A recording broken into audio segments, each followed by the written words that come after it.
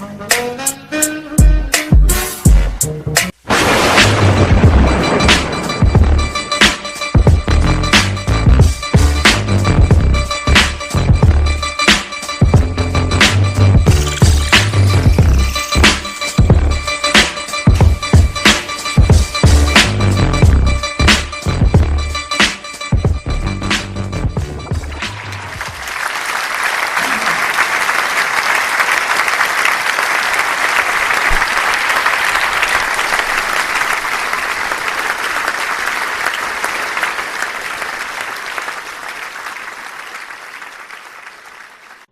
back to the next episode of the Gentleman of Style Show. I'm Baldwin. And I'm Creech. And today we've got a pretty sensitive subject, with this being Domestic Abuse Awareness Month. I wanted to make sure I got that right. It's a pretty serious topic. And there's some things that a lot of people go through and they don't get a chance to talk about, or they're ashamed to talk about. And that's what our platform is about, making sure that we put the stories out there, that if you don't have the information, you can get the information, or we can put you in touch with the right people. Correct. So today we have a special guest, and she wants to share her personal story with us. In a stroke of luck, police say at the same time the stabbing was going down in this house, a Garner Police Services officer was driving his police vehicle down New Rand Road and was flagged down by some hysterical women. He was driving down New Rand Road and he was approached by several females that were screaming, very frantic. They stopped him and told him that their mother had been stabbed. The auxiliary officer called for help from sworn officers and paramedics as he went inside to help the victim. That victim, Larhonda Nicole Hennett, who is also known as Nikki Hemby, is claiming the life at Lake Med, according to several family members who contacted Eyewitness News.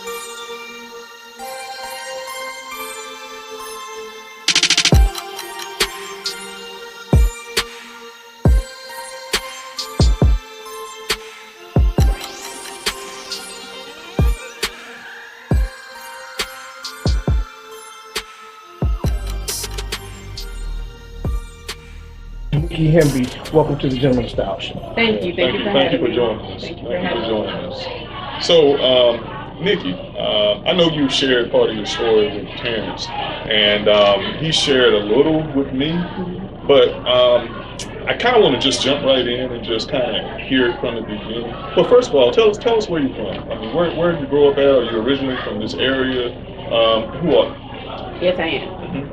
I am originally from this area, Raleigh, North Carolina, born and raised. I moved to Garner when I married my spouse. I've been there maybe about 4 years. But I'm basically from Okay. But I have family from Garner as well, so I wasn't new to that area when I moved there. I had family there and on that street, that I live on, so, but. And Terrence knows you by way of school, is that correct? Yes, we hung out at the schools. I went to Barton, but a lot of us went to middle school together. Right. So we knew a lot of the same people. We hung out, if they had reunions and stuff, I would go to their school reunion. And a lot of people did think I went to Enloe. And I think that's what it was. He's not the only one, but a lot of them, like I said, we went to middle school together. And so that's how I knew him. And then we stayed in touch on Facebook as well. So I know you were married before, correct? I'm still legally married. Okay, still legally married. Are there kids? No. No kids? No kids. Okay. Well, it was stepchildren, but no kids of the marriage. No. Okay, no kids of the marriage. No. Okay. Great. So how long have you guys been married? We had been married for I think just at 3 years. 2016. Maybe it felt longer. But yeah, we got married back in March 5th, 2016. 16? Okay, 16. Okay. So in that time, where you kind of fast forward a little bit, where did you start to see the change after being married in 2016? Where did the change start to come? Do you know about what time frame you started to see that change? I would say maybe about a year into the marriage. I saw some of the things early on, but when you're in love, you chalk it up to, he just acting jealous, or I mean, so what were some of the changes that you started to see, like in the beginning, the very beginning, where you said, well, that's not right, or some of the changes I started noticing. The first changes, I guess I would say, money. Okay. What about the money more specifically? Just not keeping a job, not keeping a stable job, and always it could be payday Friday, and Friday morning, no money. Bills not being paid, or you say you paid a bill and then I get a notice that it haven't been paid. The manipulation game of I paid it and I didn't pay it, and I knew something was off, and it would always be excuses as to why he couldn't, and they took this out of my check for child support, and I'm like, every week it was something different and distorted. The other thing was, when we first met, he would never stay out like all night long. Okay. Then I started seeing a pattern of I would fall off and go to sleep, and I would wake up and he wasn't nowhere to be found. Look out the door, look down the driveway, he's gone. And so I began to speak to him about it, and they weren't always good conversations. Like where you going this time of night, and why do you feel the need to go when I'm asleep instead of waking me up, or thinking something has happened. Those one nights began to be 2 nights, 3 nights. Gone. Not just in a row. Okay. In a row. And that's when I was just like, okay, this is crazy. I've never been in a situation where, he didn't, you be with a spouse and they didn't see anything wrong with this type of behavior, to be going in the middle of the night. You're the man of the house, so that means the house is open. There's been times I've gotten up out my seat to go to the bathroom, and the back door is open. Yes, it's open. For anybody to just come in and it wasn't safe. And, the denial, we were very close in church, close to our pastor, and most of the things that were going on, I would speak to my pastor about it, the irregular behaviors, and, he would talk to us as well, but it was, when a person don't want to hear, they don't want to hear. So after that, the absence, what was the next thing? I mean, how go further? Well, throughout the relationship, there were a bunch of control issues, verbal things going on, as stalker stuff. I could be going places, and he didn't want me to go. He'd sit in the parking lot. I could be going somewhere, I come home, and he's coming in like right behind me. Usually I visit a friend of mine in another state, and he would tell me, I'm not going. Going to my girlfriend's bachelorette party, I'm gonna take you. You're not driving. I'm gonna stay out here. All kinds of control issues. What I wear. It was a problem. Things would come up missing, and until this incident, we kind of found all those items in a drawer, wrapped up in the back of a drawer with tape on them, where they had been hidden. And I would be asking him the whole time, like, where is this, or where is that dress, and he would act like either he didn't know, or maybe one of my kids that got hiding from you because he didn't want you. Yeah, he was hiding from me because he didn't want me to wear it. And it was a big sexual issue. And what about the sex? Being that he was gone from the house, he would come back and he would demand sex. And I was nervous about being sexual with him, because I know what comes along with being out in the streets, doing stuff you don't have no business. You're not coming home. When you come home, you're scruffy, you're smelly, and I didn't feel safe to be sexual with him. Talking about as far as like sexually transmitted diseases. Exactly. AIDS and all that stuff is real to me. Right. So I didn't feel protected, and I know what the Bible says about when you're married, you're supposed to give your, husband, you're supposed to please your husband. Right. But I also know that I wanted him to make sure that he got checked before I had sex with him, and he wasn't trying to hear that. So I'm sure you had a big problem with that. Those are some of the times where it got really scary for me, because it has been some attempts to try and take it. And it was almost like if I didn't give it to him, You know, he would snatch my clothing, you know, where I could like basically hear a rip, or he would be verbally abusive, telling me to get the F out the room, lock me out the bedroom. And a lot of those nights, to be honest, I was glad to get out and go. You know, you smell, I don't want to really be in the bed with you anyway. So a lot of the times I was hoping whatever he was doing, if he was seeing a woman in the streets at that time, I was hoping and praying that, you know, she would take the whole him. Just take the problems away from me, you know. I was praying a lot of times to God, I don't know what this is, you know. And you can tell a friend, you can tell a pastor, you can go into counseling, and sometimes if they're not ready to hear it, if they're still in denial, because some of the behaviors were actually narcissistic. You know, very manipulative, one way in public with everybody else, and then one way behind closed doors, very different behind closed doors. And being that we were both in the church, you know, he had people that loved him dearly. I had people that loved me dearly. We was in the same church, and it will almost cause people to start, after it happened, it called people to want to take sides.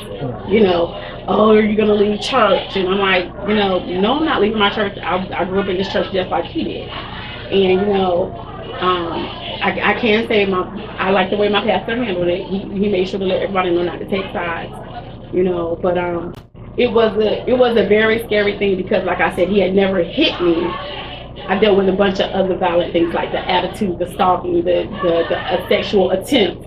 Because I think my daughter saved me from a lot of those attempts, because I would, you know, kind of yell out, or we would be scuffling, like, get off me type of thing. And she would be like, I'm gonna call the police.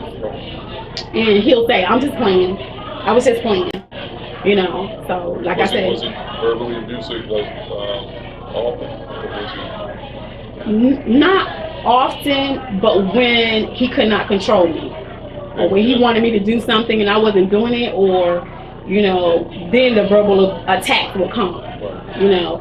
And I'm not gonna lie, I'm not that submissive, quiet, tight wife. So sometimes he would say some stuff to me and I would be like, I know you're not talking to me because, you know, at the minute of college, you don't have it together, you know. So I didn't feel like I was in fear, but I felt like it was time for us to separate the marriage because it was getting toxic. Because I had onlookers saying, you see the way he watch you when you're in church? I had people telling me, you're not going to be able to leave him. When you want a divorce, he's not going to let you leave. And we had that conversation. It was time where I was just like, you know, we need to go our separate ways. And he would use the Bible. That's not what the Bible said. Don't believe in divorce. And that's a very tricky thing, to be intimidated when somebody using the Bible. You know what I'm saying? Especially when you're in the church and they're trying to use scripture against you. But that's that same manipulation.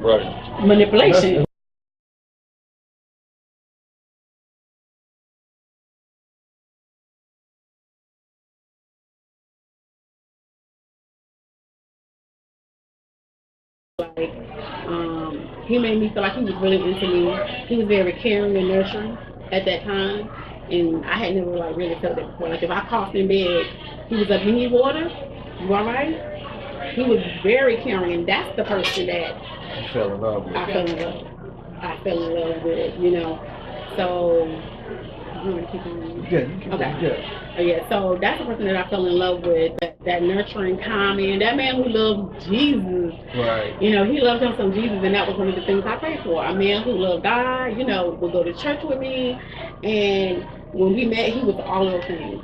And he was all those things without me saying, do you do this, do you do that, do you do this? You know, as we began to date and hang around each other, I saw that he loved God. You know, I saw that, you know, he loved me. He showed me that he loved me and that I was a priority. And so when he began to talk to me about his past, you know, because I did have different ones. You know, you have different ones in your family who knows the past. Right. Will try to come and say, you know what you're doing, right? Be careful. You know what type of person he is, right? And I'm like, yeah, you know, he told me. I've had some cousins who told me, you know, he crazy, right? He got some loose screws. And I'm like, no, he's not like that anymore, you know. He changed. You know, that's his past, and I'm not gonna hold his past against him because I had a past. I was in the streets, I was in the clubs, and you know, I knew what God did for me. So I believed He could do it for him because he had come so far. And you know, in my eyes, I had my own place, my own car. In my eyes, he had his own house, his own car. And I'm thinking, okay, you know, we're equally yoked. We equally yoked. We both love God. We both in church. You know, he loves me. You know, I love him. And so when he told me about the trouble and he told me about the drugs, you know, like I said, he said he had, you know, used to do them. He was in a lot of trouble back in the day. He had been in prison, in and out of prison, and that God changed his life. And for what he was showing me, I believed it, and I wanted to give him that second chance because, like I said, you know, somebody gave me a second chance. And so I had never been with anybody who had actually been on drugs or loved the casino. That was one of his things he loved too. And I thought before I found out about the drugs, I thought all the money was going to his gambling habits because he would sneak out the house and he would come back with loads of money. And he would try to get me to come with him to the casinos, but because they smoke in there so bad, the times that I would go in there to see what he was doing with him, you know, because I'm like, let me see what he in here doing. Is he really going to the casino? Just, you know, out of curiosity. I can't gamble because I'm too stingy. I like clothes and shoes. So I want to know I'm getting a return on my money. I don't want to be leaving nothing in the machines. Exactly. So I've gone in with him a couple of times, and, you know, he was winning, but I saw how quickly he was re-spending the money. But like I said, it wasn't a place I could be in because they smoked and he always irritated me. You know, I don't want it in my clothes or whatever. So I thought when he got missing at night, he was running, taking his check to the casinos. And that's why the money was always missing. You know what I'm saying? And he had a habit of bringing a lot of stuff around the house that was stolen. And maybe the police would come to the house every now and then and look for stuff, but he would get irritated if I try to ask him questions or get in it. You don't know what I'm doing, stay out of my business, da da da da da. You know, and I would be like, but the police coming here looking for you. And you know, like I said, that denial, that manipulation, oh, you know, it wasn't that, they just want to ask me questions about that. So I went to the casino with him. And I thought the casino issue was getting bad, but then I had people telling me, Nikki, the stuff that he's doing and this thing and gone, that sounds like a little more than the casino. You need to start paying attention. So I started paying attention, and I would question him, and like I said, he got even more agitated with me for questioning him about where he was, why he sneaked out the house. Family members looking for him, called the hospital, called the jails, you know, see, make sure he's all right. I went through that routine for months. And then after constantly going through that routine with him, we would come home, me, my daughter, and we could be sitting around in the living room or sitting in the bedroom, and I'd be looking like, something's missing. You know how your house is set up. Right. You know, you have a stereo system somewhere, you know, you have a flat screen TV somewhere, and I'm like, what is missing? And it would be the stereo or the speakers. They would be gone. And I'm like, you know, where the stuff go? Or I had to pawn it to pay a bill. So I'm like, okay. Then it would be the full riding lawnmower. Gone. Like, where's the lawnmower? Gone. Stuff like that. Jewelry. Gone. Appliances in the house. Gone. Stuff that started getting missing. I'm like, is gambling really being serious? And then I started questioning myself, and then people would tell me what to look for. Like if you're on drugs, look for like I guess the paraphernalia. Like see if he had different stuff in his pocket. And I wouldn't really never find the paraphernalia, but I would always find the lighters, like the jacked up lighters, you know what I'm saying?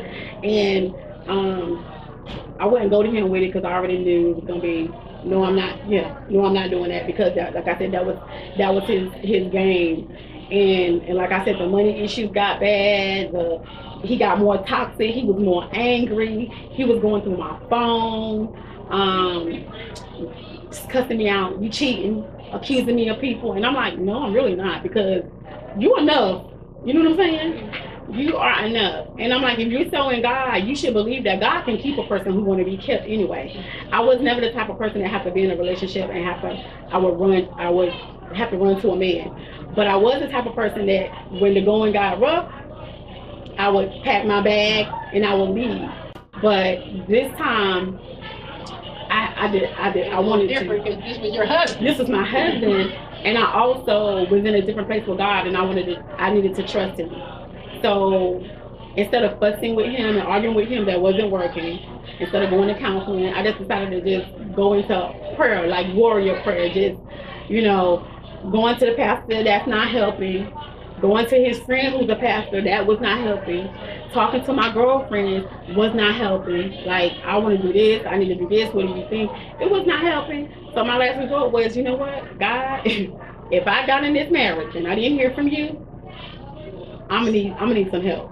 You know what I'm saying, with this situation. And that's basically where, I went and why I stayed. And I knew that he got into some trouble. On one of those journeys out for 2 or 3 days, he had got into some trouble, and he had supposed to have robbed the place. And in robbing the place, it made him an habitual felon. So he was arrested, and the night that I got stabbed, he was due in court for trial. And we began to talk. He began to talk to me. I just began to be a listener. We'll go back to that. Yeah. I began to be a listener at this point, because now he's facing, as what he told, per him, he told me, I'm facing 103 months, and I don't expect you to wait for me. He said, because I know this marriage has been horrible, and I know you want it out. So he told me that he was going to start having him and his family move his things out the house. And so I'm listening, and at the same time in my mind, I'm thinking, this is going to be a time, if he gets the time, for me to get myself together and get myself securely out this marriage. I would never have told him that, because I knew he was toxic. I would never have said anything to hurt him or to hurt his feelings, because at this point I know that he's not in control. Right. I know that something else is in total control, because he's a total different person. He didn't look the same. His skin wasn't the same. He didn't dress the same, and it just was not him. How long did it take to get to that point when you guys got married? How long between the time you said I do to that transformation? I would say about 8 months. That happened in 8 months? In 8 months. It happened. That was quick. It happened fast. Like, the signs start happening fast. And I was more or less fighting against the fact that people were saying it wasn't going to work. It wasn't going to prove them wrong. I want to prove them wrong. Because that was already there. It happened that quick. He was already kind of there. I saw some signs actually before I said I do, but because I was so in love, I was just like, oh, we'll work through it, like the losing the job and driving a truck. He was somewhere he wasn't supposed to be and had an accident. Right. And he lost the job, and when we got ready to get married, one of his siblings gave him some money to put towards the wedding. I never saw it. So I felt like I basically paid for this wedding by myself.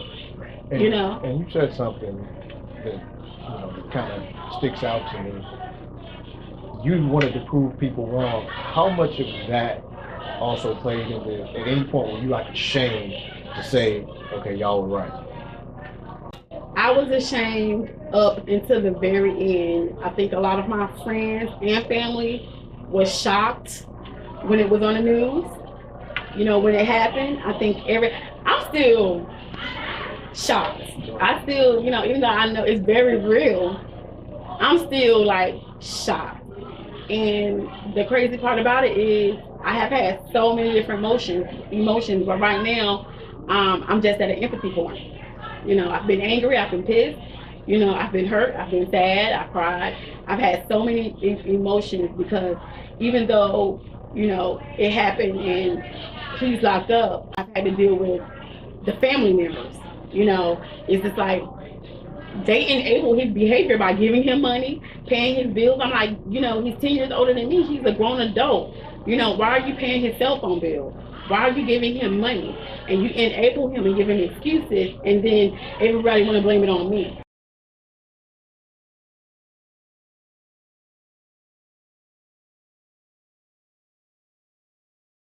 On that night, like I said, I was sleeping, and I was explained to him earlier, there was no argument.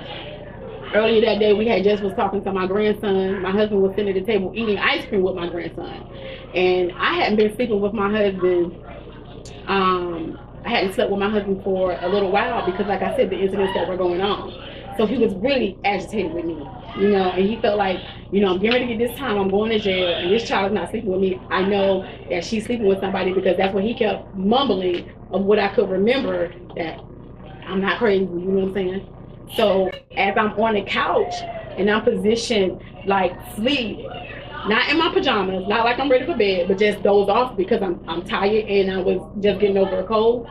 You know, I felt him coming in, and I felt him shove his hand between my legs to, you know, to grab my underwear to have sex. And it's almost like at 5 a.m. when you want to have sex with your spouse and you touch them and, you know, you're trying to wake them up. And so I just kind of put my hand up and say, like, no, you know, I'm not getting ready to do that. And as I put my hand up to say, no, I'm not getting ready to do that, I'm still basically asleep, that's when he punches me. Now, I don't know if he was gone and came back, but it wasn't the same person. It wasn't the same, you know, temperament. The first time that he punched me, it threw me into a daze, because I was just like, he just hit me. Has he ever done anything like that before? No, he had never hit me before. Never been physical, but always mentally, verbally, and emotionally. Yeah, but never physical. But never physical to this point. Right. Yeah, I wasn't like scared to sleep around him, because we didn't have much work argument. Right, and it never got to that level. No, never got to that level. You know, and so I was shocked. I was dazed. And then I got ready to sit up, and I felt another punch. And then at this point, I'm dizzy. So I call out for my daughter, and when I get ready to stand up, I felt another punch to the back of the head. And at that time, I hit the floor, like, you know, on all fours. And my daughter come out the room, and she put her hand up under my arm trying to pick me up to get me out the door. And I said, you know, I'm dizzy, you can't pick me up. I said, just get out the house. I basically just wanted her to get out the house, you know, and get to safety. Don't try to be the hero, because she's that one, you know what I'm saying? And as she's trying to get me out the door, she's saying, come on, mama, come on. She's still trying to stand there. I hear the dishes rattling like he's looking for something. I hear him in the kitchen. And as I call to get out the door, I'm actually onto the porch. And he comes and he pushes me over, and then he sticks the knife in. When he has the knife in, I'm holding it. At the time, I had a cut and it healed up, but I'm holding it. And he's saying all of this stuff to me. I can't remember everything. I just remember some of it. You think I'm crazy? You think you're gonna be with somebody else? You think I know you having sex with somebody else. You know what I'm saying? And so at the time, I'm saying no. You know, with the knife in me, I'm saying, yeah, it's a scar, and it was much bigger. It has healed, but it's still hurts, like it's still tender. And so I'm at this point, I'm laying on my back, and he's babbling, and I'm just saying, you know, no, or you know, or whatever. But I hear him make a call, and he makes a call to a Tim.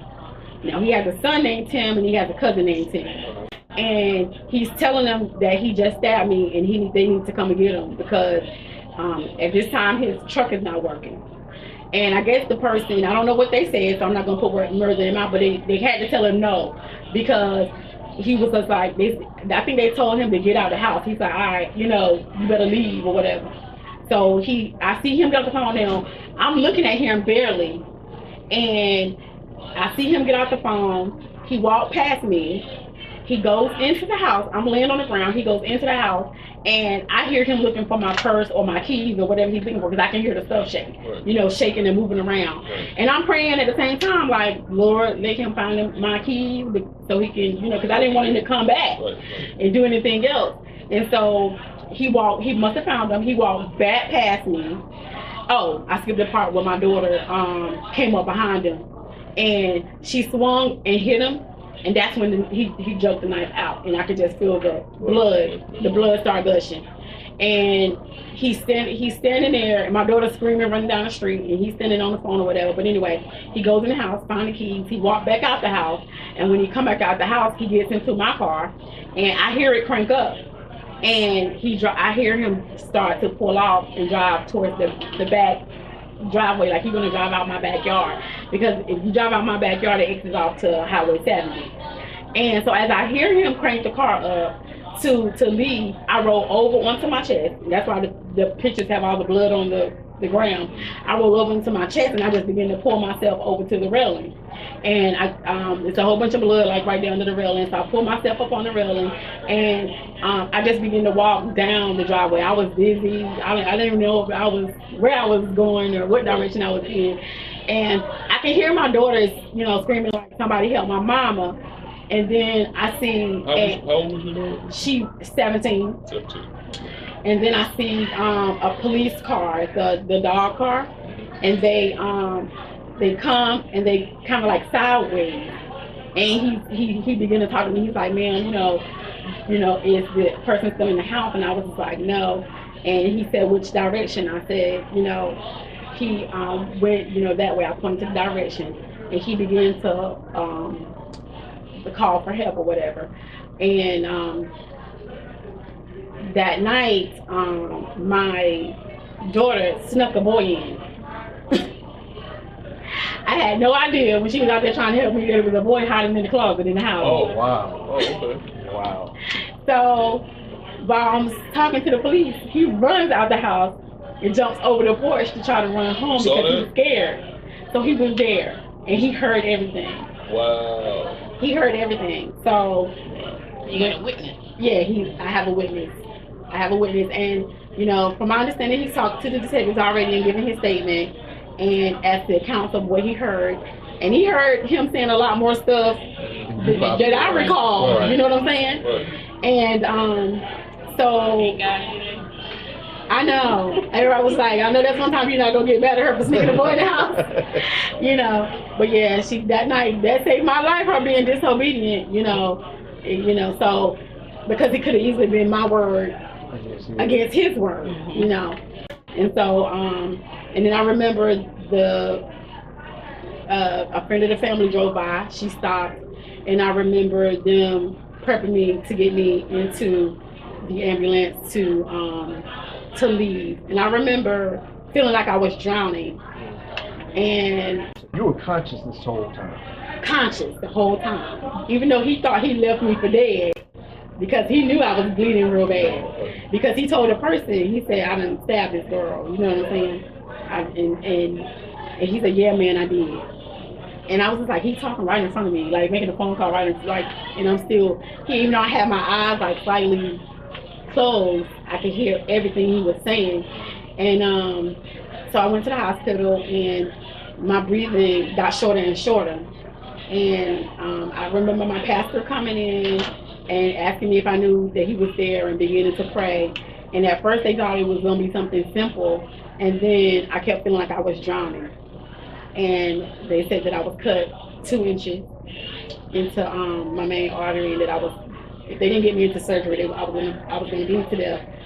So they needed to cut the whole thing, cut it and burn it, so it would run into the other arteries. And so I was out. I had emergency surgery, and I woke up on a Wednesday. Them asking me the questions of if I knew what day it was, and I got the wrong day. And going through. This happened on what day? It happened on a Monday. And I woke up on a Wednesday. And my kids were telling me how they came in and they see me with my eyes closed and all the tubes everywhere, and they said I looked like I was dead, and that was really traumatic and really painful. And going forth when I woke up, I couldn't talk. I didn't have a voice. They had put me on a bunch of inhalers and breathing stuff because I was very short of breath because it was so close to my cords. My parents told me they wanted to do a trach on me, but my mother asked them to let that be a last resort. And I just remember feeling when I woke up relieved. Wow. I remember feeling like, God, I'm free. And I remember looking up asking if he had been caught. And half of the room was saying yes, and half of the room was saying no. My family, half of them was saying yeah because they didn't want me to worry. Right. And I had some that was saying no, he hadn't, because they wanted to be honest with me. And I remember going into prayer saying, you know, God, you didn't bring me this far to leave me.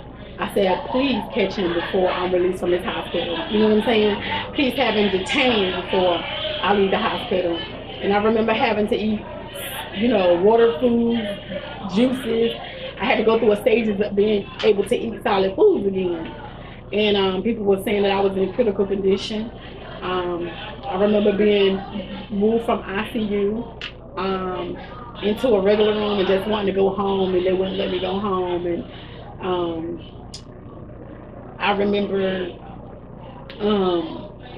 when it was time for me to finally leave the hospital, that they was trying to make me walk in a wheelchair, and I was like, I will not.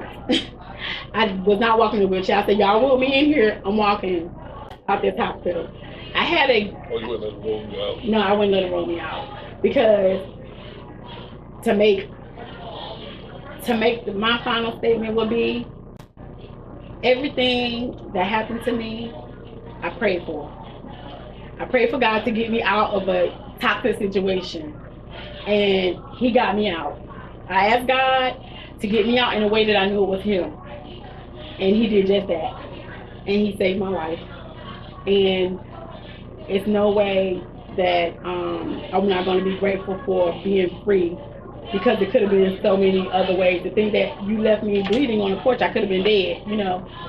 And so I take that kind of rejection as my rescue. I was rescued from a toxic relationship, and I want to say to women everywhere that nobody can tell your story the way that you can tell your story. And anybody outside of your story and whoever you're involved with are merely instigators or agitators. They're bystanders. And I say, talk to someone. Tell someone. Make sure you have documented records that you talk to someone. And have a plan. Come up with a plan. I think that's a good segue to bring in our resident expert.